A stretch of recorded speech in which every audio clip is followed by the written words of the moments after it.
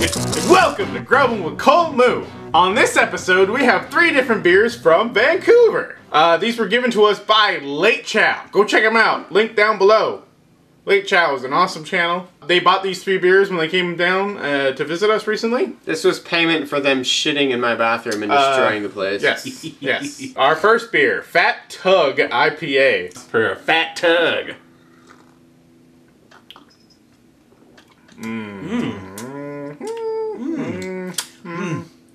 Whoa, that is weird. It's a little bit too buttery for my taste. Do you almost get the sensation of sesame oil or something like that? There's like a sesame. It's thick. flavor. There's something oily. Yeah. It is 7% ABV. Yeah, that's not bad. That's smooth for 7. It's dry too. I could get down with this. I like it. It's pretty okay, but it's not really hitting that level I associate with the double or the Imperial IPAs, because this is almost that. Oh, it's a double? No. Oh. But it has the ABV of a double, but they're not calling it a double. Yeah. And I'm not tasting that delicious malty double in there. It's just dancing on the line of where, like, I don't like the flavor of IPAs, but where, like, when I first smelled it, like, where I said it kind of has that chocolate, you know, it does have that in the flavor a little bit. It's like you get a little bit of chocolate, you get a bit of fruit, and then all of a sudden it hits you with that piney. It's never too bitter though. That I hate. It's never too bitter. Like I'm not getting a severe aftertaste. Yeah. It doesn't linger on the tongue the way most of the IPAs do. It's like you can taste it 9 hours after you fucking drink the thing. I mean, it's not my favorite, but it's very drinkable. I'll give that like a 7.5. Yeah. Yeah, I'd say 7.5 is probably 7.5 assessment. Yeah, that's perfect. Next up, we have Blue Bridge Double Pale Ale. How dark? 2 shark fins. How malty? 4 shark fins. How hoppy? 2 shark fins. That's just good science. That's out of 5 shark fins, by the way. Yeah. This is 8.2% ABV. Really? How many is that in shark fins? Assholes. Expecting an IPA, but no, it's a double pale ale, so you're getting more of the malts and the grains coming in there. Yeah. Ales are kind of sweet for me. The double ales are... There's almost a grapiness about it. Cheers. Whoa. Oh. Wow. Whoa. That's not what I was expecting at all. What is that? Not at all. Not at all. Hello. Hello, how are you? It's got like the sweetness of like the red Omegong. It's got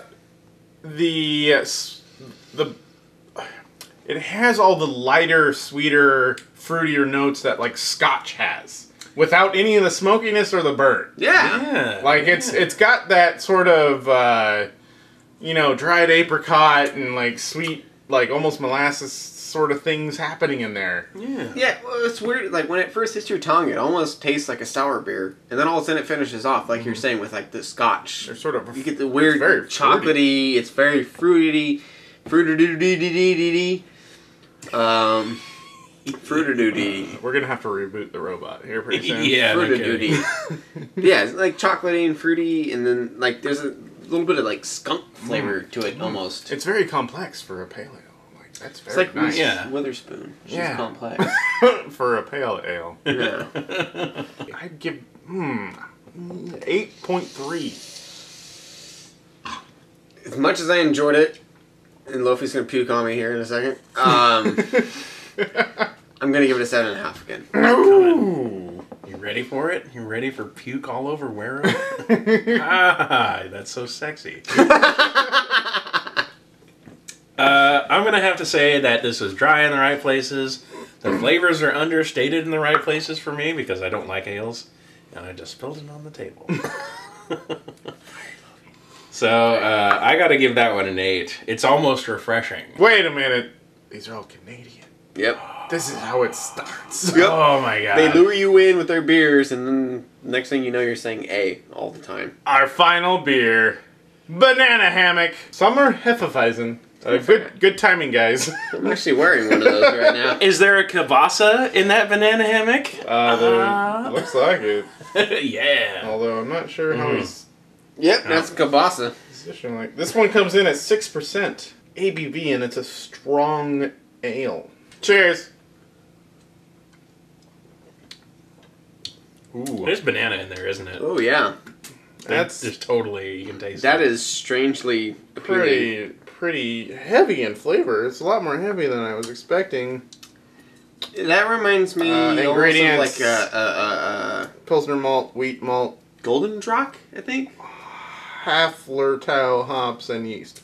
Hypin' Jupin. Oh, it's the Hallertau hops. Oh, of course. The very top it says, "Ladies and gentlemen," in very small print. and gentlemen, Ladies and gentlemen, banana hammock banana hammock. in your mouth. I like it. It's great. It's intense heft. It's got all that alfalfa and hay I'm coming out of it. I think like the Golden Drock, right? That's the one in the like white label with the red letters. It's close to that, I guess. It's Like, not. It's definitely not as strong. No, not at all. But it's got like, it some- reminds me of that just on the.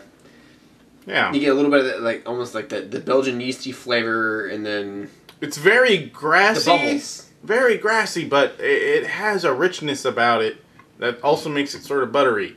So it's not quite as intense and funky as a lot of hefts can get, or a lot of hefts of this style. Like Hitachino Nest. Remember all those that are like, those are gross. they start like this and then they get super sour yeah. at the in the aftertaste, which makes them taste like they're rotten or something. Like this is nice and full and fresh, and It still hits that sour note, but it's a little bit, but no, it doesn't taste like a funky sour. no, it's they did this one right. Yeah, I enjoy this one.